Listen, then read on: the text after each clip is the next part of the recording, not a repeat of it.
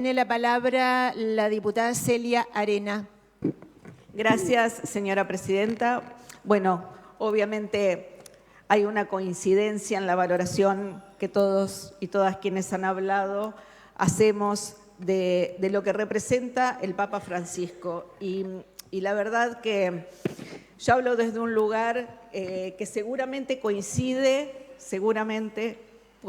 con muchas de las personas que tenemos una historia de vida muy ligada al catolicismo. Mi familia era muy católica y cuando en mi adolescencia o cuando empecé a militar, cuestioné esa cuestión. Me definía como agnóstica porque me resultaba difícil o me resultaba poco inteligente desde lo intelectual pensar que existía algo superior a nosotros. Eso fue un tiempo de reflexión y que me identifica y me gusta mucho un rol y una cuestión que Francisco también demostró y manifestó. Esas cosas que pueden aparecer como contradictorias en su vida. No es lo mismo Jorge Bergoglio, más allá de todas las cuestiones que nosotros reivindicamos y que podemos ver su figura, que el Papa Francisco. Hubo un crecimiento, hubo una evolución y para mí eso lo hace, además de todo lo que dijimos, una persona con mucho poder, que usó el poder cuando lo tuvo realmente para el bien y que supo cuestionarse también. En la práctica, yo no creo mucho en la autocrítica que se hace desde discurso, sino en la práctica. Él lo mismo dice, entre todas las reflexiones que se mencionaron, está también la idea de que es a través de la acción que se transforma, no de las palabras. Y lo puso en su obra y es a lo que nos convocó también.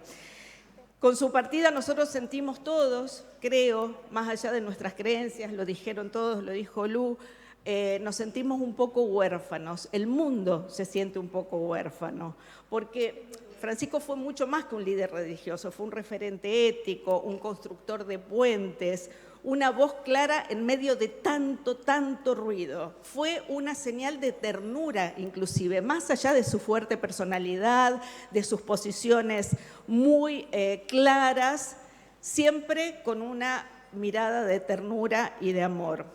Yo creo que además nos conmueve mucho porque Francisco no encajaba en el molde del Vaticano, no encajaba en el molde de lo que representan para muchos las religiones.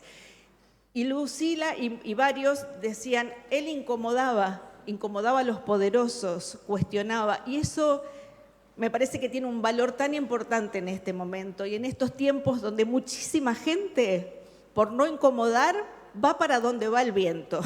Si hoy tenemos que hablar de menos derechos y de eso, dale, vamos, porque vamos para donde va el viento.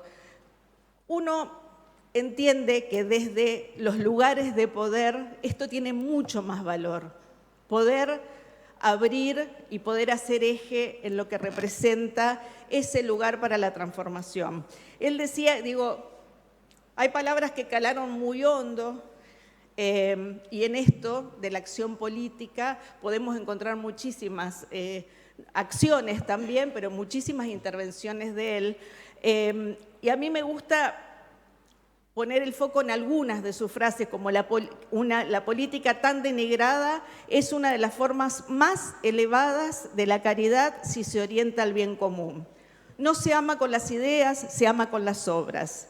El futuro tiene un nombre y ese nombre es esperanza. Estos días, desde el lunes, vimos muchas imágenes, vimos cómo su muerte, además, desde esa humildad, cuando él decía, recen por mí, que me parece uno de los gestos de humildad más grandes,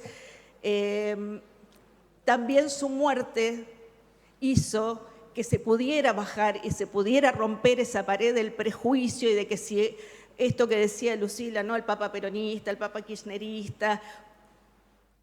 Nuestro país cayó en esa grieta y no pudo ver muchas de las cosas maravillosas de Francisco. Hoy esa muerte abre ese espacio y muchas personas están pudiendo escuchar recién hoy las cosas que dijo y pudiendo ver las cosas que hizo Francisco. Muchos no terminan de entender por qué esa tristeza colectiva nos atraviesa tan hondo o no saben nombrarla. La verdad que yo tampoco, y a veces pienso en esto de mi historia, que probablemente Francisco diría que se trata de fe. No importa si católico, musulmán, es fe, es eso que no podemos explicar, pero nos atraviesa, que tiene que ver con lo colectivo, con lo humano, con el amor, con la esperanza. De todas estas cosas que vimos en estos días, yo ya la había visto por una cuestión de buscar algunas cosas, pero me parece que es muy importante en una entrevista con la periodista Bernarda Llorente, que él dejó una reflexión que cobra más fuerza hoy, cuando dijo: hay 4 principios filosóficos políticos que nos deben guiar. La realidad es superior a la idea, el todo es superior a la parte, la unidad es superior al conflicto y el tiempo es superior al espacio.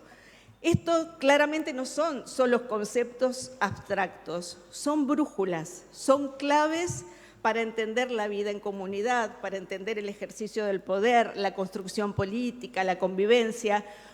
Nos invitan, creo, a soltar los dogmas vacíos y a abrazar los procesos, a no quedarnos atrapados en la grieta de la que hablaba recién, a priorizar la acción concreta sobre la teoría.